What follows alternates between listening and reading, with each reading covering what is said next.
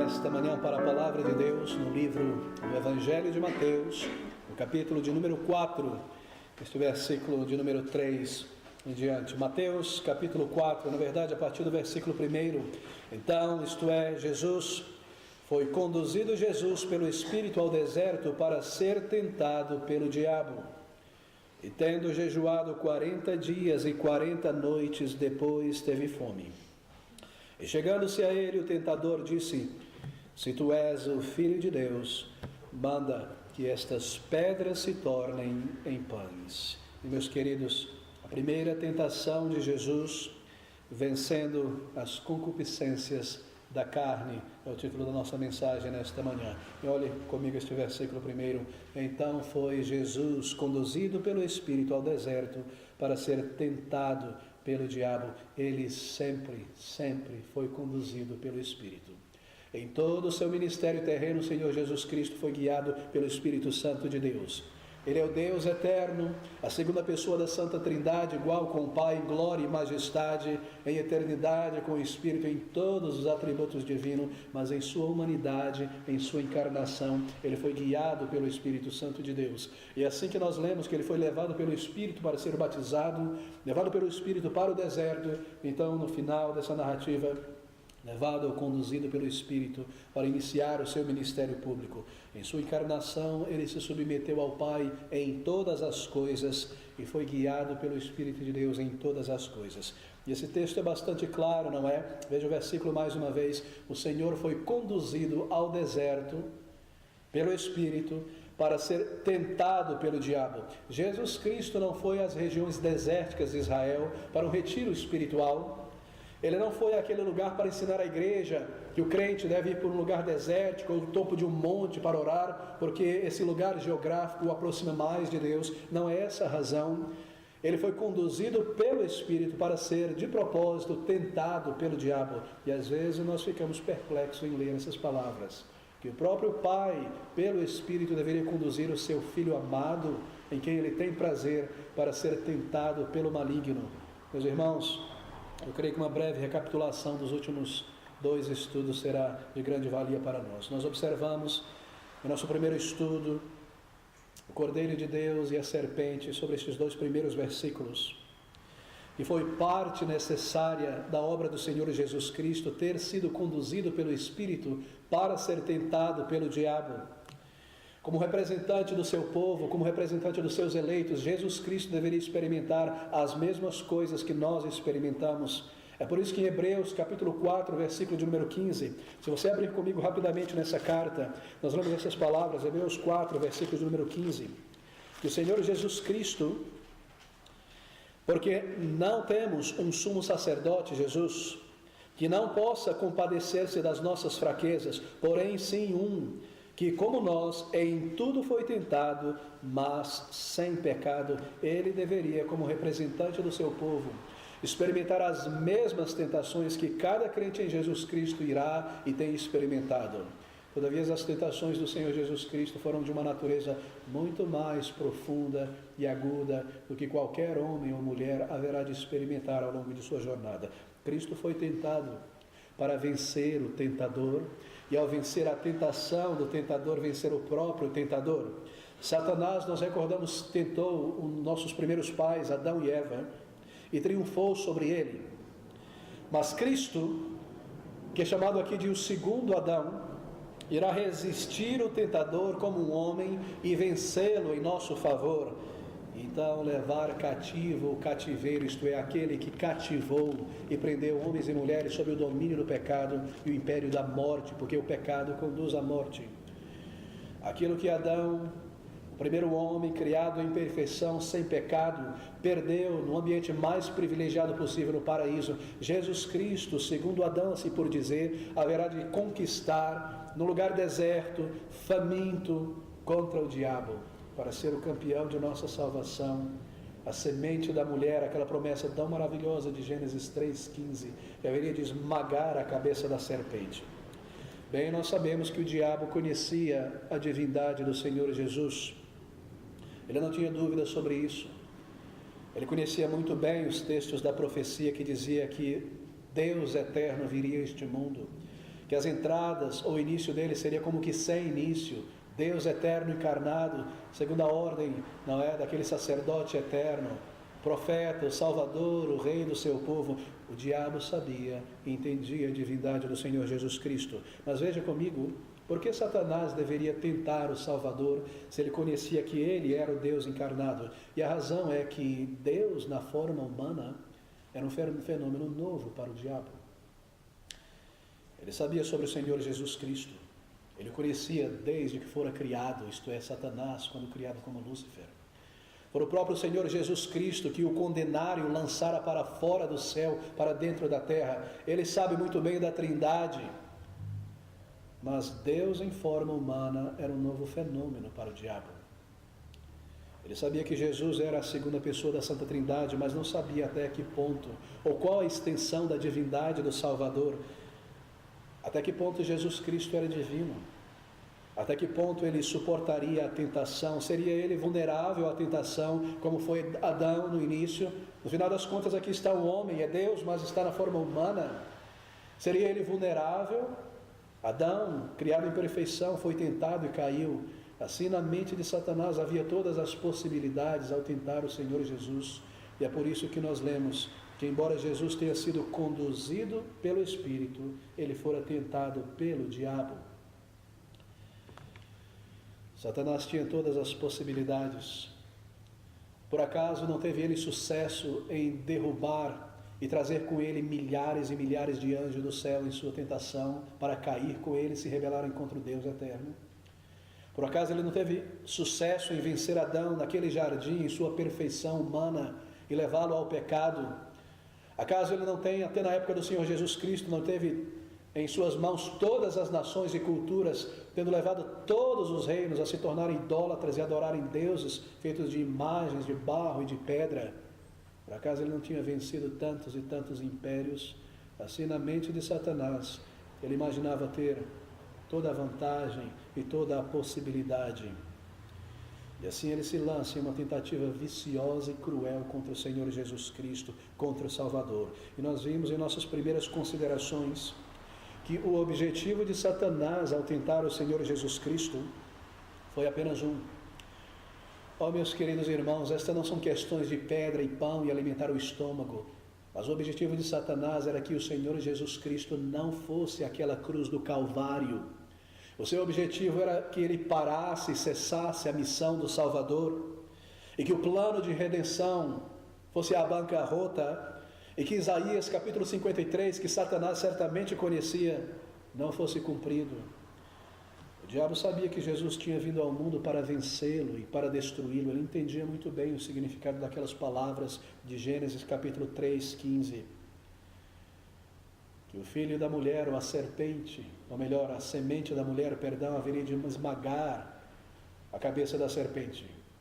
E o que nós temos diante de nós aqui é este grande combate entre a semente da mulher e a semente da serpente, ou melhor dizendo, a própria serpente.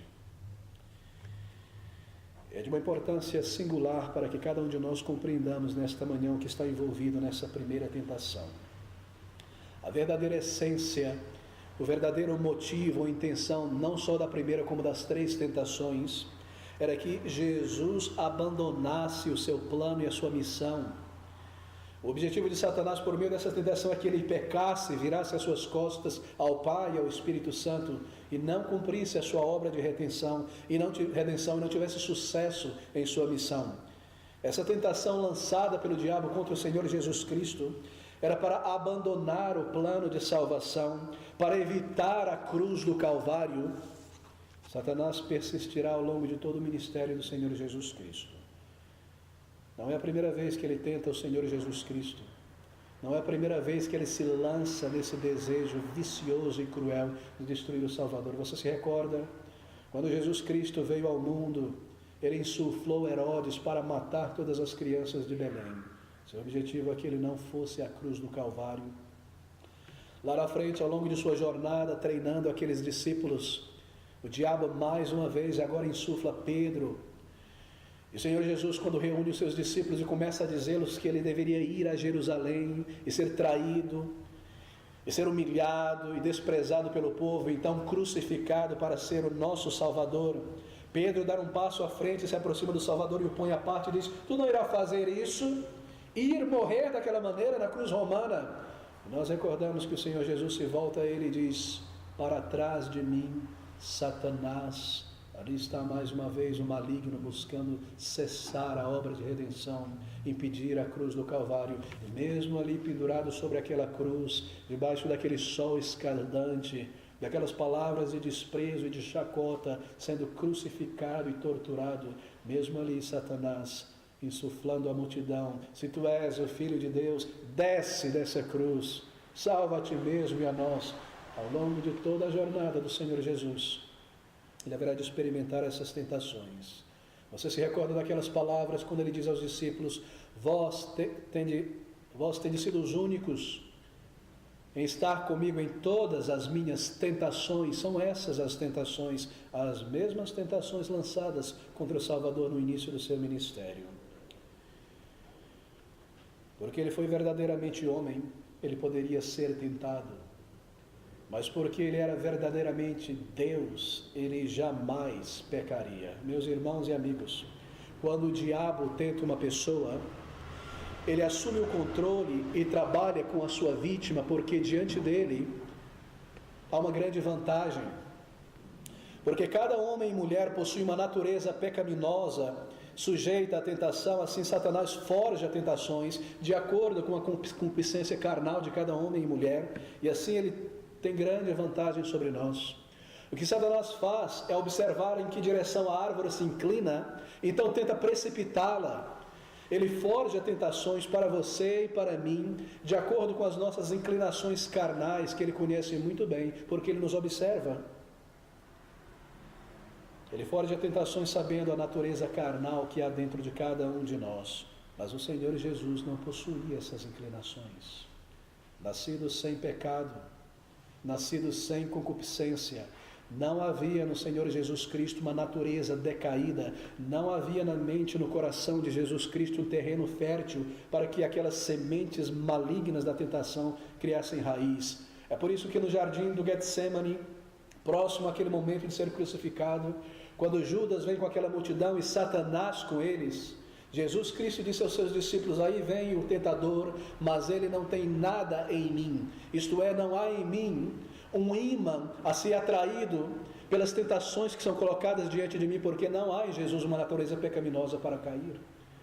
Mas sendo homem ele poderia ser tentado, mas sendo Deus ele jamais pecaria. E quando nós pensamos sobre isso, nós vemos a obra gloriosa do Senhor Jesus, Deus eterno encarnado, sabendo a todo tempo o que haveria de fazer, cada passo preparado, tendo entrado no tempo e no espaço para cumprir a sua missão. Ele sabia que haveria de cumprir, ele sabia que seria vencedor. Todavia Satanás, em seu desespero, em seu ódio, irá colocar toda a sua força contra a semente da mulher para buscar destruí-lo. E é a partir deste versículo de número 3 que nós podemos ver como foi que ele propôs então a sua primeira tentação. Mas é importante, antes de nós entrarmos nos detalhes, recordar algo. Não foi a primeira vez que o Senhor Jesus foi tentado aqui neste deserto. Lucas, no capítulo de número 4, nos diz que ele foi tentado ao longo de 40 dias e 40 noites. E que então, ao final destes 40 dias e 40 noites, tendo fome por causa do jejum, Satanás se aproxima dele com essas 3 últimas grandes tentações. E nós entendemos que o método do maligno parece ser um método de tentar exaurir a sua vítima e então dar um golpe final para derrubá-la. O Senhor Jesus Cristo foi tentado pelo diabo, e o diabo aqui de uma maneira invisível tenta o Senhor em sua mente através de muitas e muitas tentações ao longo daqueles 40 dias e 40 noites. E então nos parece que ele aparece ao Senhor Jesus de uma maneira visível, material, logo no final, quando o Senhor Jesus se encontra com tamanha fome após 40 dias de jejum, para este último ataque final e violento. E é isso que nós lemos então aqui no versículo de número 3. E chegando-se a ele o tentador, ele já estava por ali por 40 dias de uma maneira invisível, como ele faz com você e comigo, por sugestões, mas agora chegando-se a ele de uma maneira visível e real. Amigos, essas 3 últimas tentações de Satanás não são meras questões de poder divino, transformar pedras em pães ou alimentar o estômago. Isso é apenas a isca no anzol. O objetivo de Satanás, mais uma vez, é impedir o Calvário, impedir a obra de redenção. E para fazer isso, essas 3 tentações objetivam que o Filho de Deus virasse as suas costas para o Pai, deixasse o plano da Trindade, da qual ele mesmo pertence, e abandonasse o plano de Deus, que ele deveria vir a este mundo e em todas as coisas ser guiado pelo Espírito, ser dependente do Pai e começar a agir de uma maneira independente, criar comida para si mesmo em vez de esperar pela provisão do Pai. O objetivo de Satanás é que o Senhor Jesus Cristo vire as suas costas para Deus, o Pai, e aqui haja uma brecha, uma separação entre a Trindade, levar Jesus a agir de um modo independente da vontade do Pai e do plano eterno. Satanás busca colocar um espaço de desconfiança entre Pai, entre Filho e Pai, como se isso fosse possível. E se ele triunfou no paraíso, derrubando Adão em perfeitas condições, por que ele não poderia triunfar agora no deserto, derrubando um homem faminto? Outra coisa importante a se observar é que as tentações que Satanás irá propor ao Senhor, porque toda tentação é um argumento à alma, cada uma dessas tentações, marque você, possui o mesmo teor de toda a tentação que é lançada contra você, contra eu, contra mim. Cada uma das tentações forjadas pelo diabo possui o mesmo teor de todas as tentações que o diabo lança contra toda pessoa. São as mesmas tentações que ele lança contra Eva e Adão no jardim do Éden, desde o início e até o final. Eu gostaria que você observasse nessa manhã o teor dessas tentações. Veja o versículo de número 3, 5, 6 e 8. E chegando-se a ele, o tentador disse: se tu és o Filho de Deus, manda que estas pedras se tornem em pães. Versículo 5. Então o diabo o transportou à cidade santa e o colocou sobre o pináculo do templo e disse-lhe: se tu és o Filho de Deus, lança-te de aqui abaixo, porque está escrito que aos seus anjos dará ordem a teu respeito e tomar-te-ão em suas mãos. Versículo 8. Novamente o transportou o diabo a um monte muito alto e mostrou-lhe todos os reinos do mundo e a glória deles. E disse-lhes: tudo isso te darei, se prostrado me adorares. Nessas 3 tentações fatais registradas aqui por Mateus para nós temos combinado de forma concentrada todo o escopo da tentação humana. É de suma importância que você marque isso. O apóstolo João, em 1 João, nós acabamos de ler, volte-se comigo mais uma vez, em sua primeira carta, no capítulo 2, no versículo de número 15, 1 João capítulo 2, versículo 15, ele diz essas palavras tão importantes para nós nesta manhã: não ameis o mundo, nem o que no mundo há. Se alguém ama o mundo, o amor do Pai não está nele. É isso que está acontecendo aqui nessas 3 tentações do Senhor Jesus Cristo.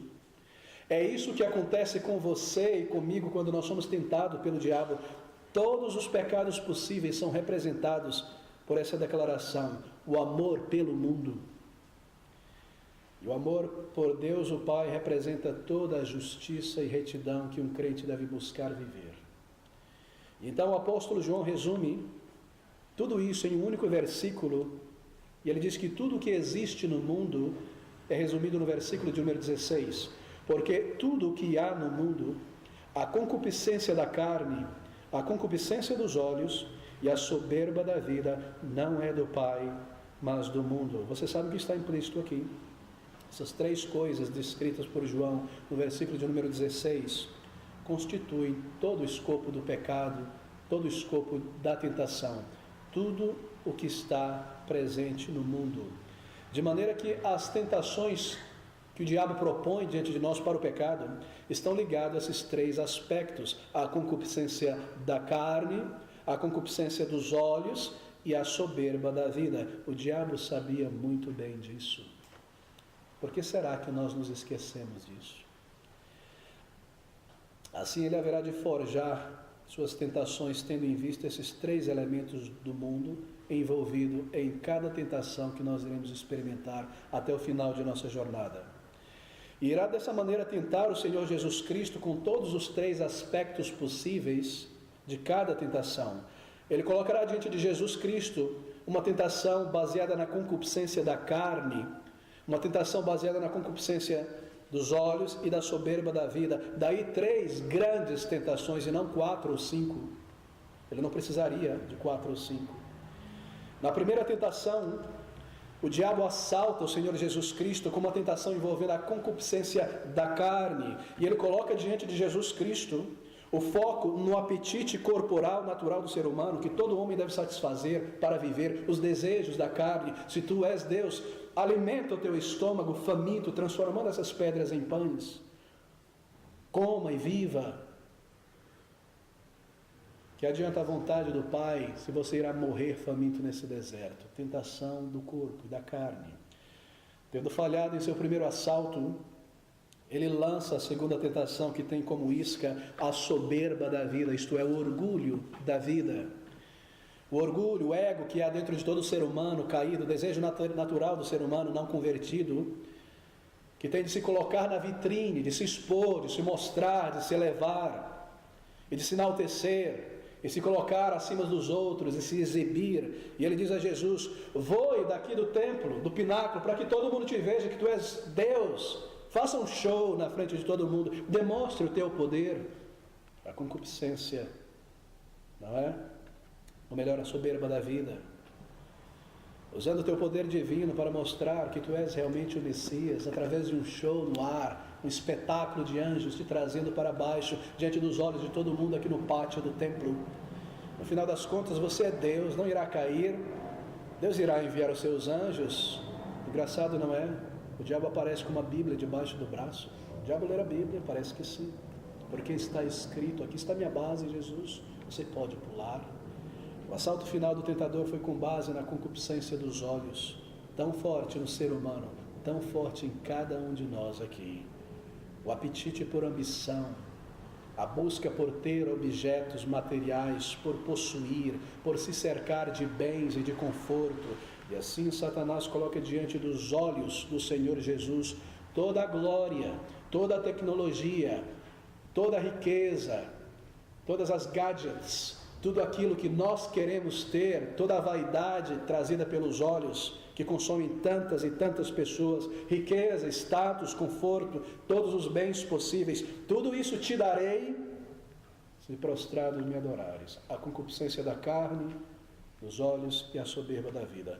Bem, nós vimos o que mirava, buscava o tentador, que Jesus perdesse a esperança na bondade do Pai, que ele suspeitasse do amor do Pai, e que Satanás pudesse criar um espaço de separação entre filho e pai. Nós vimos a essência da tentação, tudo aquilo que está envolvido com a isca em cada tentação possível, concupiscência da carne, dos olhos, soberba da vida.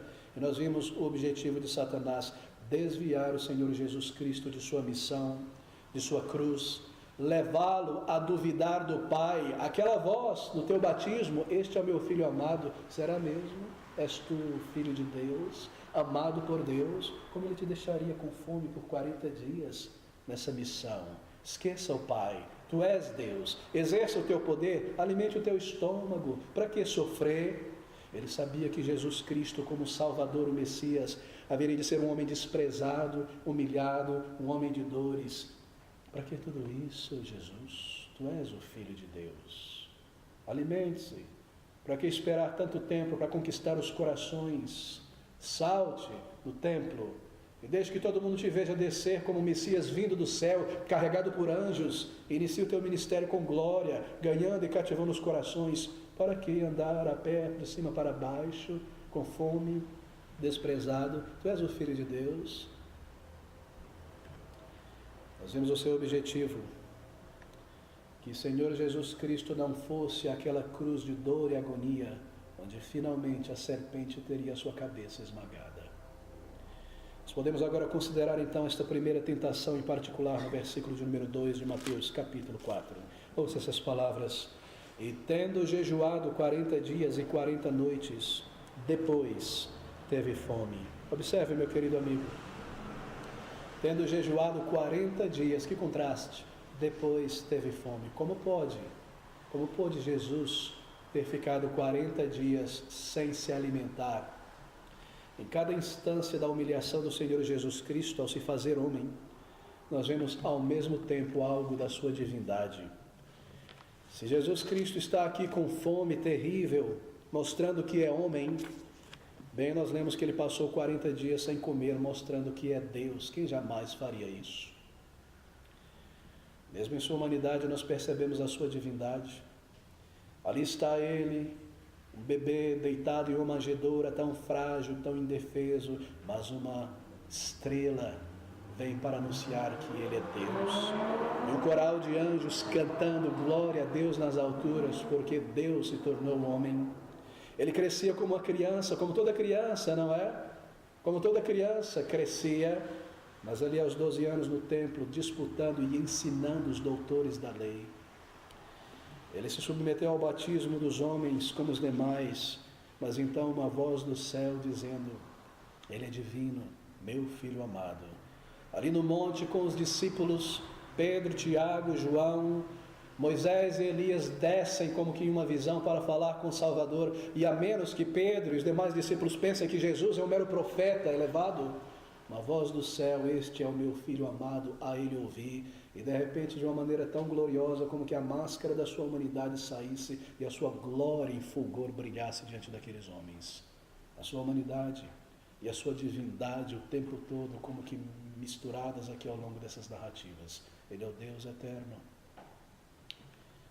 Ali no monte com os discípulos, em toda parte, e agora aqui tentado pelo diabo, e ao final desses 40 dias de fome, como um homem que sente fome, então servido pelos anjos. Meus queridos amigos, nós estamos lidando com Deus eterno que se fez homem. Deixe-me fazer uma breve aplicação aqui.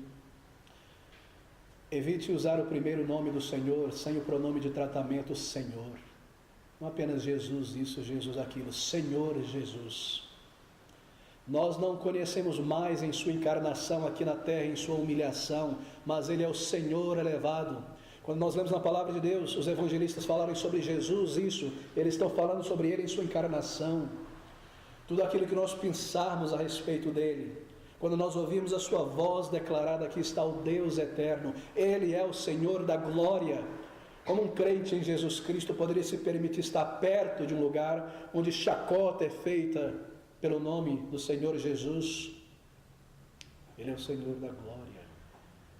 Nós devemos guardar sempre estas coisas em nosso coração e não dar audiência a chacotas e a programas e a músicas ou o que quer que seja que reduza o Senhor Jesus Cristo. É triste ouvir às vezes os louvores que estão em tantas igrejas, não é? Há pessoas que querem colocar os seus pés dentro do sapato de Jesus. Que proximidade irreverente. Há aqueles que transformam Jesus em uma pessoa desesperada por um relacionamento com o ser humano. Ele não consegue viver se não tiver pessoas o amando e o buscando. Ele é o Deus eterno, que subsiste desde a eternidade, preenche a si mesmo, está satisfeito em si mesmo. O Senhor da glória. E todas as vezes que nós vemos a sua humanidade, não se esqueça, ali está a segunda e eterna pessoa da Santa Trindade, Jesus Cristo, o Senhor. E embora nós estejamos contemplando a sua humanidade aqui nesses versículos, Ele é o Senhor da glória. Lembre-se sempre disso. Veja esse versículo de número 2, mais uma vez. E tendo jejuado 40 dias e 40 noites, depois teve fome, fome real, fome castigante, em lugar ermo, onde não haviam frutas, vegetais que poderiam ser comidos ou ervas, e não deveria haver, não é? Porque foi o plano de Deus que Jesus fosse levado a um lugar assim como este, tão ermo e desértico, para estar em comunhão com Ele, jejuar por 40 dias, e obviamente sob o cuidado do seu Pai em relação à sua comida, mas também para estar em fragilidade, para ser tentado pelo diabo. E é nesse ponto em questão que Satanás irá então lançar a sua primeira tentação contra o Senhor Jesus Cristo, referente à comida. Foi a providência de Deus que permitiu que o Senhor Jesus estivesse em uma situação como essa. Você já pensou sobre isso? Que o próprio Pai determinou que o Senhor Jesus sofreria e que ele estaria com fome por 40 dias, e o Senhor voluntariamente se oferece e se submete a isso. Porque Satanás pensa e prepara as suas tentações de acordo com o estado e condição presente de cada homem e mulher. Marque isso também. Se Jesus está com fome, então a tentação do diabo para alcançar o seu objetivo final se envolverá algo que tem a ver com esse estado de fome. Jesus estava com fome e ele tenta o Salvador a satisfazer a sua fome de maneira, ou melhor, da maneira que o próprio tentador prescreve.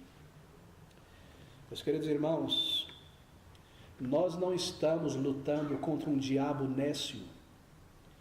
Satanás observa em que direção a árvore se inclina e tenta precipitá-la. Ele trabalha em cima do material que ele encontra.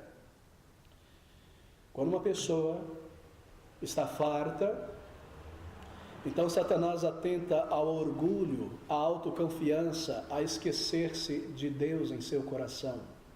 Quando uma pessoa está destituída ou enferma, ele atenta a desconfiar de Deus, e a desconfiar do reino de Deus, e das promessas de Deus, e do amor de Deus. Se uma pessoa está muito envolvida com o aqui e com o agora, com esta vida, ele irá prover meio de descontentamento espiritual, para esfriar essa pessoa a respeito do reino de Deus, descontentamento espiritual para atraí-la mais e mais para este mundo, ao ponto do seu coração se tornar frio. Se ele observa insinceridade num crente, esse homem é insincero, ele não ora.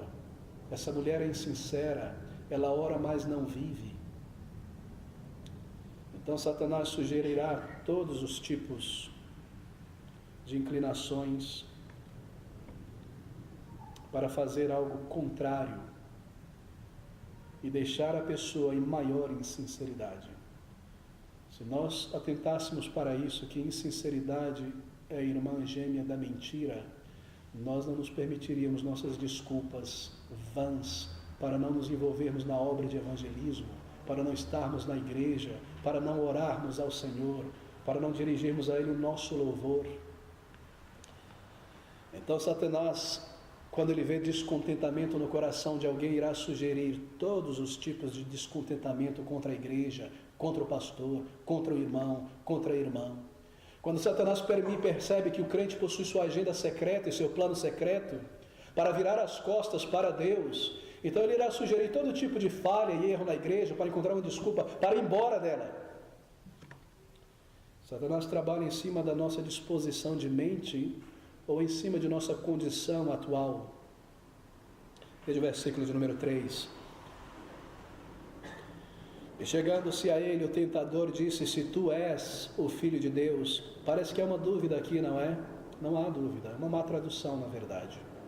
A ideia é que, já que tu és, uma vez que tu és o Filho de Deus, como em Colossenses 3:1, tendo sido, pois, ressuscitados, já que fostes ressuscitados por Deus, buscai as coisas que são do alto. Essa mesma ideia no grego. Já que tu és o Filho de Deus, Satanás sabia muito bem,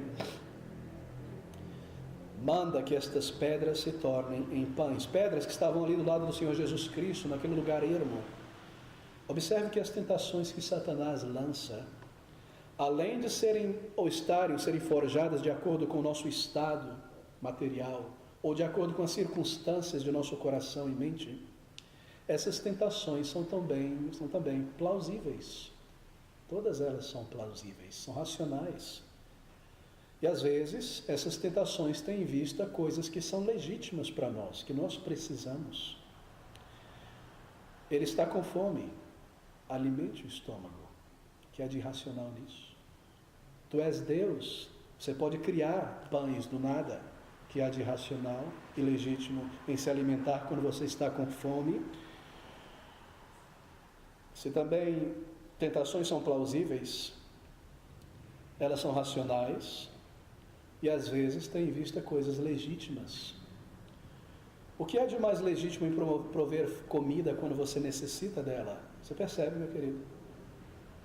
Ou de vingar-se de alguém que te fez um mal? Ou de trair alguém que te traiu? O que é de mais legítimo? Ou de tirar vantagem quando isso te pode fazer subir na escala social? Ou satisfazer o desejo da carne quando a carne se oferece numa bandeja diante de você? É natural, não é, que a galinha carcareje quando bote um ovo e avise todo mundo assim? É natural você se vangloriar quando você fez algo digno de nota? Ou de contar vantagem quando você tem vantagem? Ou de olhar para as pessoas de cima para baixo quando você se sente superior a elas? Ou de se entregar a excessos e pecados vários, se você não irá ferir ninguém? O que é de errado de usar teu poder divino para prover comida quando você está com fome, Jesus? Se tu és o Filho de Deus, manda que estas pedras se tornem pães. Já que tu és o Filho de Deus e está passando fome, transforme essas pedras em pães. Para que esperar pela provisão do Pai? Ele te deixou sozinho aqui, o Filho de Deus nesse estado, com fome. Certamente que toda a tentação do diabo tende para o pecado. Mas onde está o pecado nessa tentação? Qual seria o pecado em criar pães para comer quando você está com fome? Não haveria nenhum problema em fazer isso. Será que nós julgaríamos o Senhor se Ele realmente transformasse aquelas pedras em pães, estando faminto? Será que é pecado nisso? Quebra algum ponto da lei moral de Deus? A sutileza de Satanás não é. A astúcia de Satanás está no detalhe. A tentação parece ser algo trivial, legítimo, racional, necessário. Foco na comida, pão, fome. Se tu és o Filho de Deus, Satanás não tinha dúvida. Já que tu és o Filho de Deus, aqui está uma oportunidade para provar. Transforme este elemento da tabela periódica mineral e esse outro elemento da tabela periódica orgânico. Ele poderia fazer isso, ele faria em poucas semanas, transformando água em vinho. Transforme estas pedras em pães e sacia a tua fome. A linguagem de Satanás é essa: Jesus, veja você nessa situação deplorável, Filho de Deus, em um estado como este, como você pode se permitir isso? Abandone a Deus, vire as costas para Ele, proveja comida para si mesmo, haja de uma maneira independente do plano da Trindade, satisfaça a si mesmo. Como você poderia se permitir, sendo Filho de Deus, se encontrar numa situação como essa? Por acaso tu és o Filho de Deus? Ele disse no batismo: este é o meu Filho amado. É mesmo? O que disse Deus? Não comerás de qualquer fruto do jardim do Éden. É a mesma maneira como Ele faz conosco. São as mesmas tentações. Como Ele pode te amar, Ele te abandonou e agora você está com fome. Não poderiam ser verdadeiras aquelas palavras do versículo 17 do capítulo anterior? Não se permita isso, vá em frente. Exerça teu próprio poder, transforme estas pedras em pães. Você não precisa esperar pelo Pai. O objetivo de Satanás é quebrar essa confiança do Filho com o Pai, essa dependência do Filho com seu Pai Celestial, levando Jesus a prover para si mesmo, sem necessidade de esperar pela provisão do Pai. A agir de uma maneira unilateral ao plano da Trindade, de uma maneira independente, e ele se aproxima de Cristo em seu momento de maior vulnerabilidade. Você tem sentido isso em sua vida? Que as maiores tentações, mais agudas e mais contínuas que vêm sobre nós são nos nossos momentos emocionais ou materiais de maior necessidade. Para o pecado, para nós agirmos contrário ao que nós cremos, esquecermos do poder de Deus e fazermos aquilo que o nosso temperamento diz que nós devemos fazer. Por que se submeter a essa indignidade, passando fome aqui no deserto, esperando pelo Pai? Preso a esse plano da Trindade, que você deve se humilhar e sofrer e ser desprezado. O Filho de Deus que criou todas as coisas, apenas comande. Não há ninguém aqui nesse deserto. Proveja para si mesmo, não espere pelo Pai. Para que isso? Você é Deus. tu és o Filho de Deus. O vão de separação entre o Filho e o Pai, impedir o Calvário, Satanás cria que podia fazer isso. Ele sabia que no plano da Trindade o Messias deveria sofrer, e pelo seu sofrimento se tornar o Salvador do seu povo. Você é Deus, o Filho de Deus. Não passe por esse vexame, ter que passar fome. Vamos lá, realize o teu primeiro milagre. Até então Jesus não tinha realizado nenhum milagre ainda. Prove que você é o Filho de Deus. Cristo não seria mais um homem perfeito, não teria se submetido a toda a lei, a toda a justiça, não teria dependido do Pai em todas as coisas. Se ele tivesse realizado aquele milagre, teria sido uma terrível transigência espiritual da vontade de Deus. Teria arruinado as suas qualificações para ser o Salvador. Teoricamente, embora impossível, teria criado uma divisão entre o Filho e o Pai e a vontade da Trindade, da qual ele era um membro. Povo de Deus, nós não estamos lidando com o diabo nécio em nossa jornada ao longo desta vida. O maior resultado que Satanás almeja ao tentar um crente para o pecado não é somente que ele peque, assim manche as suas vestes que um dia foram lavadas pelo sangue do Cordeiro, porque, como conhecedor da Bíblia, Satanás conhece aquela passagem que diz que se confessardes os vossos pecados, ele é fiel e justo para vos perdoar, lavar as nossas mãos e os nossos pés, já que o corpo foi lavado. O objetivo de Satanás ao tentar um crente não é apenas que ele peque e manche as suas vestes, mas seu objetivo com a tentação, ao levar ao pecado, e esse é o seu objetivo com o pecado, é colocar um espaço de separação entre o crente e Deus, entre a afeição do crente e a pessoa do Pai, e acabar com o relacionamento que o crente tem com Deus, e cessar a adoração que o crente dirige a Deus, e o seu coração e a sua vida, e com a obrigação que nós temos para com o Pai de servi-lo, de amá-lo em todas as coisas, e desta forma eliminar a nossa dependência no Senhor e a sua comunhão com o Pai. Em outro aspecto da vida cristã, suas tentações têm visto abalar também a nossa certeza de salvação. O Espírito de Deus é aquele que em nosso andar com o Pai testifica com o nosso espírito a certeza de que somos filhos de Deus. Mas o espírito imundo do maligno é aquele que opera para abalar esta certeza do nosso relacionamento com o Pai. Aflições, problemas, necessidades são os maiores argumentos que Satanás coloca diante de nós. Por acaso você é uma filha de Deus? Como ele poderia lhe deixar passar por isso? Como se aflições e dificuldades não provassem o amor de Deus, ou mesmo não estivessem no treinamento que Deus tem para nós. Há muitos testes e provações que são permitidas por Deus para a nossa vida. Aqui está o Senhor Jesus Cristo sendo submetido a grandes provas. Há muitos testes que são permitidos por Deus, espaço que é dado sim ao diabo, para provar a nossa fé, para fortalecer os nossos músculos espirituais e para nos ensinar a respeito do tentador. Nenhum crente está isento de tentações, de provações, de carestia, de perplexidade. Em Atos capítulo 27, versículo de número 33, você ouve este servo do Senhor Jesus, o apóstolo Paulo, dizendo essas palavras.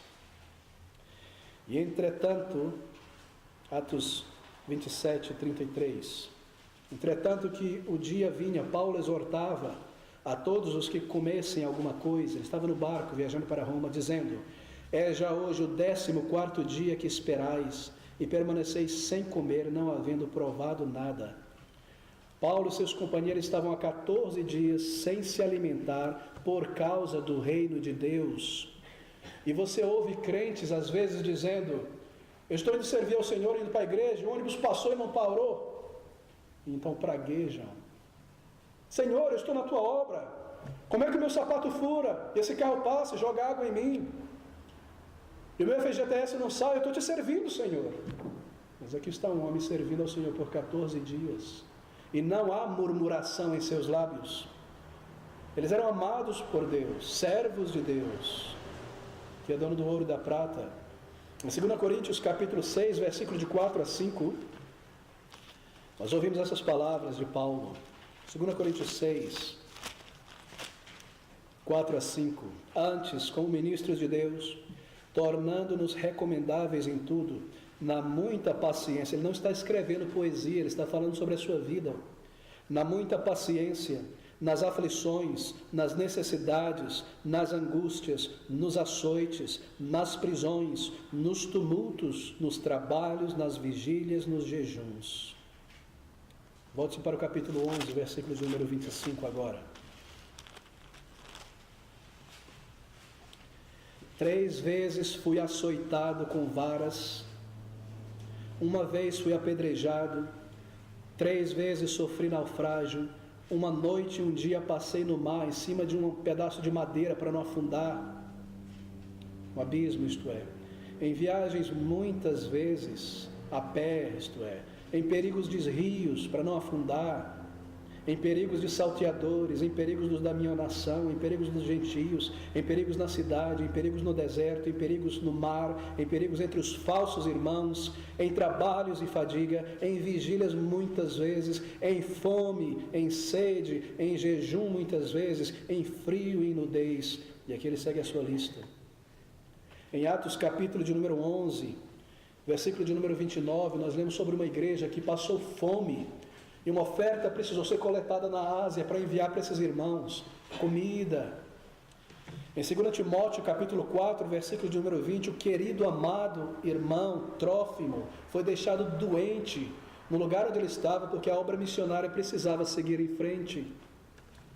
Em 1 Timóteo 5, 25, Timóteo, amado filho de Paulo na fé, companheiro de Paulo no serviço, Paulo diz a ele: olha, não tome só essa água de Éfeso não, tome um pouco de bebida fermentada, que é bom para o estômago, esse vinho azedo que vocês têm em Éfeso.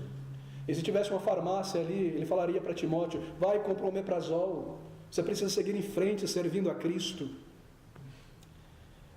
Satanás leva crentes a se esquecerem dessas passagens, não é? Então ele leva o crente a se agir soberbamente, a exigir de Deus: cadê a minha bênção? Cadê a minha provisão no serviço? Eu exijo, eu reivindico. Oh, será que Deus está comigo mesmo? As coisas não estão bem.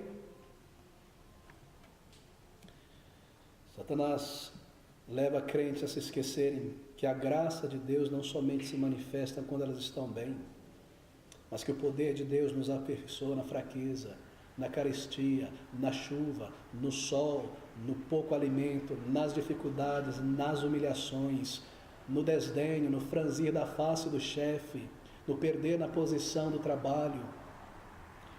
O objetivo de Satanás é abalar a confiança que nós temos na palavra de Deus, sacudir a confiança que você tem no Senhor, nos levar a questionar a verdade da palavra de Deus. Foi assim que ele começou com Adão e Eva. Por acaso Deus disse? Certamente que não. Se ele disse, como você pode estar enfrentando essas situações? Então nós abrimos passagem para o diabo em nossas vidas, quando nós questionamos o método de Deus, ou qualquer palavra que o Senhor tenha dito, pois o seu objetivo como pai da mentira é opor-se à palavra de Deus de toda a forma possível. Foi uma tentação imensa colocada diante do Senhor Jesus Cristo aqui em nosso texto de Mateus. E foi colocada em um embrulho muito simples, plausível, racional e mesmo desejável: mate sua fome. Transforme essas pedras em pães. Você está com fome, você é Deus e tem poder para isso. Oh, minha querida irmã, você passa em frente dessas vitrines desejáveis, você merece. Gaste com o que você não precisa, se cerque de conforto e se estrague para a obra, se enche demais, se mime a si mesmo, para que você não consiga ir bater na porta das pessoas, porque você está muito tímido de ofender pessoas tão bacanas, que estão morrendo. Se cerque de veludo e de conforto, de servos e de tudo mais, para que você não consiga enfrentar o sol e o calor e servir a Cristo. Você merece. Afinal, você tem tudo isso. Não precisa ir à igreja todo domingo. Vá à chácara também. Para que você comprou essa chácara? Trabalha tanto. Deixa a obra do Senhor um pouco de lado. Não são essas tentações que vêm, não são elas plausíveis, racionais, desejáveis. Oh, mas eu estou tão cansado para ir na igreja, eu trabalhei demais. Para quem? Para o Senhor ou para você mesmo? Trabalhou tanto, todos nós, não é? São tantas tentações. Tá bom, eu vou lá, mas eu vou dormir no banco. Eu vou dar as minhas migalhas para o Senhor. Apazigua a sua consciência, ela está te afetando, então vá apenas o corpo. Vós trazeis, diz o Senhor, um culto de lábios, mas o coração está distante. É o mesmo Deus do Antigo Testamento que é do Novo. Esse mundo não é tão mau assim. Veja como essas pessoas não salvas, elas são tão alegres, não? Elas estão sempre se divertindo. Veja como elas se divertem, elas sabem como aproveitar a vida. Não há problema nenhum em alimentar-se da cultura desse mundo, de seu entretenimento sensual, de sua vanglória carnal, e trazer dessas coisas para dentro da minha vida, para dentro do meu lar, e por que não, para a igreja? Afinal, pastor, pense racionalmente, se nós trazemos o mundo para a igreja, o mundo vem para a igreja, não é verdade? E nós transformamos a igreja no mundo. Qual o problema com um pouco do tempero deste mundo? E alguns de seus estilos na adoração do povo de Deus. Qual o problema com um pouco do tempero do mundo no ambiente espiritual? Você vê, é colocado diante de nós como algo plausível, mas resultará em incrível desastre espiritual, porque toda tentação é para o pecado. Se tu és o Filho de Deus, transforma estas pedras em pães. Se Jesus fizesse isso, pareceria que ele estava duvidando do que seu pai dissera: este é meu filho amado em quem tenho prazer. Ele estaria duvidando da providência de Deus, ele estaria dando espaço à vanglória, uma ostentação do seu próprio poder, manifestar e exercer o seu poder divino para algo tão pequeno como transformar pedras em pães. Eu tenho o poder, um sanduíche na minha mão. Glória. Se ele não transformasse as pedras em pães, veja a astúcia da tentação, poderia parecer que ele não estava apto a realizar isso. E parecia que ele estava ocultando que era de fato o Filho de Deus, algo que era necessário, já que aquela voz disse: tu és o Filho de Deus. Para que ocultar? É algo doloroso, não é? Ouvir que as pessoas estão suspeitando de nosso caráter, quando está em nosso poder facilmente refutá-las, prová-las que estão erradas. É isso que está envolvido nessa tentação. Se tu és o Filho de Deus. Uma provocação como esta só poderia vir da mente de Satanás. Se tu és o Filho de Deus, desce dessa cruz, prova a ti mesmo como Deus. Mas Jesus responde no versículo de número 4. Ele, porém, respondendo, disse: está escrito, nem só de pão viverá o homem, mas de toda a palavra que sai da boca de Deus. Observe a resposta do Senhor Jesus Cristo. Em sua resposta, ele não toca a parte da declaração do diabo quando ele diz: se tu és o Filho de Deus. O diabo já sabia disso. Em sua resposta, ele não lida com aquilo já estava estabelecido. A tentação é: se tu és o Filho de Deus, transforme. Essa é a segunda cláusula, não é? Da sentença. Transforme essas pedras em pães. A resposta de Jesus é para aquela parte da declaração do diabo que diz: transforme estas pedras em pães. Está escrito, o Messias será o Filho de Deus? Não está escrito, nem só de pão viverá o homem. Você observa a resposta? Tem a ver com a segunda parte da tentação. Está escrito, isto é, a Bíblia diz. E essa resposta do Senhor Jesus Cristo é o seu resumo de Deuteronômio, capítulo 8, versículo de número 3. Eu gostaria de ler essa passagem porque é de singular importância. Deuteronômio capítulo 8, versículo 3. Vamos começar a ler do versículo 2. E te lembrarás de todo o caminho pelo qual o Senhor teu Deus te guiou no deserto, Moisés falando ao povo, pelo Senhor, estes 40 anos, para te humilhar. Na verdade, a palavra humilhar não está aqui, a palavra humildecer, para baixar a crista de vocês. E te provar, para saber o que estava no teu coração. Provações, testes, vêm para mostrar o nosso estado espiritual diante de Deus. Para nós mesmos, porque Deus já sabe. E se guardarias os meus mandamentos ou não, você vai me amar acima de todas as coisas que estão à tentação para provar. E te humilhou, humildeceu, e te deixou ter fome, como nos casos do Senhor Jesus. E te sustentou com o maná, que tu não conhecestes, nem teus pais o conheceram, para te dar a entender, é uma lição à mente, que o homem não viverá só de pão, mas de tudo que sai da boca do Senhor viverá o homem. Moisés fala sobre o maná e mostra como Deus deu do céu maná, aquele alimento para prover para o seu povo, para ensinar a eles que eles, embora necessitassem de pão, e a reclamação era: onde está o pão? Onde está a comida? Nós queremos voltar para aquelas cebolas, pepinos, cenouras do Egito. Será que Deus pode nos prover uma mesa no deserto, onde não há nada? Onde está o pão?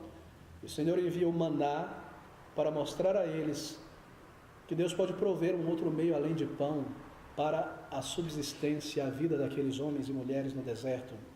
Para ensinar a eles que, embora o pão seja a maneira ordinária, comum da vida, pão se refere a tudo que é alimento, obviamente, ao vestir, ao calçar. Deus poderia manter a vida daqueles homens e mulheres de outra maneira, como lhe agradasse. Porque, no final das contas, tudo vem de Deus, seja a provisão ordinária que nós recebemos da mão de Deus através do nosso suor e do nosso trabalho, é bênção dele.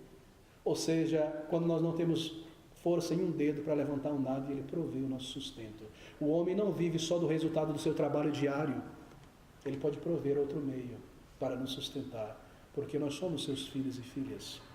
Seja o pão, o resultado do suor, ou quando ele nos provê pela sua graça, quando nós não temos nada, é ele quem dá aos seus o sustento de suas vidas.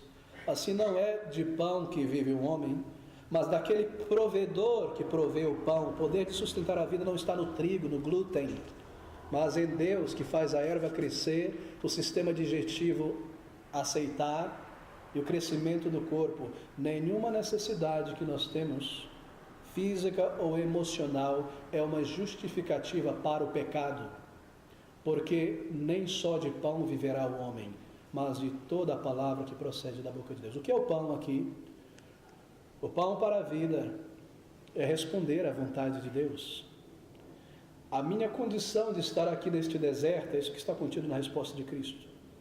A minha condição de me humilhar, a minha confiança no Pai em prover as minhas necessidades no tempo devido, a minha postura de me humilhar como Cordeiro de Deus, o servo sofredor, de colocar de lado o meu poder divino e agir como um homem em dependência da provisão do Pai. Essa é a vontade do Pai, essa é a palavra que sai da boca dele, é dele que eu vivo, para ele que eu vim, para esse propósito. Como eu poderia agora dizer e declarar que a minha vida é pão, e se eu não comer eu vou morrer, quando eu vim para morrer?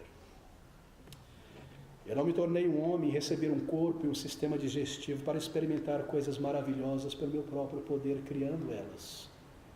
Nem ter prazer físico, nem por um momento o Senhor irá se submeter às tentações do diabo. E embora Satanás não conhecesse a extensão da divindade de Jesus, Jesus conhecia quem era Satanás. E ele sabia muito bem o seu objetivo, assim por nenhum momento ele se entregará à sugestão. Queridos, eu devo concluir aqui, há muito a ser dito, mas há uma aplicação para nós e nós seguiremos nas duas últimas tentações no próximo domingo. Observe essas palavras. E ele, porém, respondendo, disse: está escrito, nem só de pão viverá o homem, mas de toda a palavra que sai da boca de Deus. Em todos os arranjos da vida, em todas as situações que você encontrar, esse é o pão. Qualquer emprego em que você embarque, qualquer lugar em que você vá se estabelecer, todas as grandes decisões da vida, lembre-se disso, você não está aqui apenas para aquilo, apenas para isso. Você está aqui para proclamar e defender a palavra de Deus. Garanta que a sua prioridade absoluta nessa breve jornada aqui na terra seja proclamar e defender a palavra de Deus, amar, honrar, servir o teu mestre e salvador. Não é só de pão e de roupa e de lazer e de entretenimento que vive um homem. Garanta que isso seja a sua prioridade deste lado do céu e o Senhor te abençoará.